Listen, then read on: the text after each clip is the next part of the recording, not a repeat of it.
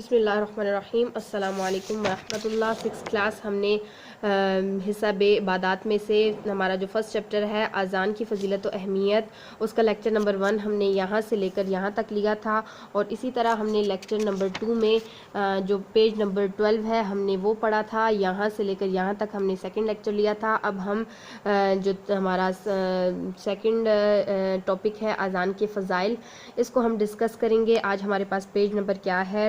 Page number 13 ہے، اور اذان کے فضائل جو ہیں وہ ہم بیان کریں گے۔ اس چیپٹر کا یہ لیکچر نمبر 3 ہے۔ اذان کی آواز انسان کے دل میں اللہ تعالیٰ کی بڑائی کا خیال پیدا کرتی ہے، یعنی کہ انسان جب یہ الفاظ سنتا ہے اللہ اکبر، اللہ کی ذات سب سے بڑی ہے، تو انسان کے دل میں اللہ تعالیٰ کی جو بڑائی ہے اس کا خیال پیدا ہوتا ہے، اور اذان سنتے ہی انسان دنیاوی کاموں کو چھوڑ دیتا ہے، یعنی جو دنیا کے کام ہیں ان کو چھوڑ دیتا ہے، گویا دنیا کے بجائے دین سے رغبت پیدا ہوتی ہے۔ یعنی کہ جب اذان کی آواز ہم سنتے ہیں، اپنے کام کاج چھوڑ کر اللہ تعالیٰ کی بارگاہ میں پیش ہوتے ہیں، اس کے حضور سجدہ کرتے ہیں، تو ہماری دین سے جو رغبت ہے، دین سے محبت ہے، وہ پختہ ہوتی ہے۔ جہاں تک اذان کی آواز پہنچتی ہے شیطان وہاں سے بھاگ جاتا ہے، یعنی جہاں تک اذان کی آواز پہنچ رہی ہوتی ہے شیطان وہاں سے بھاگ جاتا ہے۔ اذان دینے والے مقام پر اللہ تعالیٰ کی رحمت نازل ہوتی ہے، یعنی کہ جس جگہ پر کوئی شخص کھڑا ہو کر اذان دے رہا ہوتا ہے وہاں پر اللہ تعالیٰ کی رحمت نازل ہو رہی ہوتی ہے۔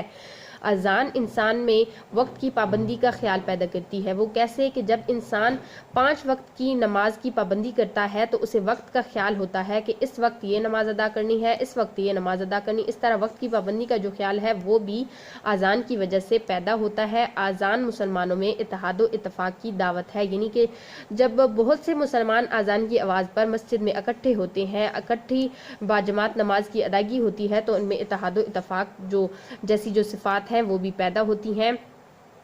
اذان کی آواز جہاں تک پہنچتی ہے وہاں تک موجود ہر چیز قیامت کے دن اذان دینے والے کے حق میں گواہی دے گی، یعنی کہ اذان کی آواز جہاں تک پہنچتی ہے وہاں تک موجود ہر چیز جو ہے وہ قیامت کا جب دن آئے گا اس وقت جو اذان دینے والا ہے تو اس کے لیے وہ ہر چیز جس تک اذان کی آواز پہنچی ہے وہ اس کے لیے گواہی دے گی کہ یہ اذان دینے والا شخص ہے، اس پر جو ہے رحمت نازل کی جائے، اس کی بخشش فرما دی جائے۔ مؤذن پر اللہ تعالیٰ کی رحمت نازل ہوتی ہے، یعنی جو اذان دیتا ہے اس پر اللہ تعالیٰ کی خصوصاً رحمت نازل ہوتی ہے۔ اللہ تعالیٰ قیامت کے روز مؤذن کی عزت افزائی فرمائیں گے، یعنی کہ مؤذن کی جو عزت ہوگی اس میں اضافہ کیا جائے گا۔ حضور اکرم صلی اللہ علیہ وآلہ وسلم اذان کی آواز سن کر اس کا جواب دینے والے کی شفاعت فرمائیں گے، یعنی کہ جو شخص اذان کا جواب دیتا ہے اذان سننے کے بعد، تو حضور اکرم صلی اللہ علیہ وسلم قیامت کے دن انشاءاللہ العزیز اس کی جو ہے وہ مغفرت فرمائیں گے۔ اس طرح سے ہمارا جو یہ چیپٹر تھا اذان کی فضیلت و اہمیت، یہ ہم نے کر لیا کمپلیٹ۔ ہم نے یہ بھی پڑھا کہ اذان کیا ہے، یہ پڑھا کہ اذان کی ابتدا کیسے ہوئی، پھر ہم نے مؤذن کی اہمیت کو ڈسکس کیا، پھر ہم نے سچے مسلمان کا بتایا کہ سچا مسلمان جب اذان کی آواز سنتا ہے تو وہ کیا کرتا ہے۔ اس طرح پھر ہم نے آخر میں اذان کے فضائل پڑھے، اذان کے فضائل میں ہم نے بہت ساری چیزیں پڑھی۔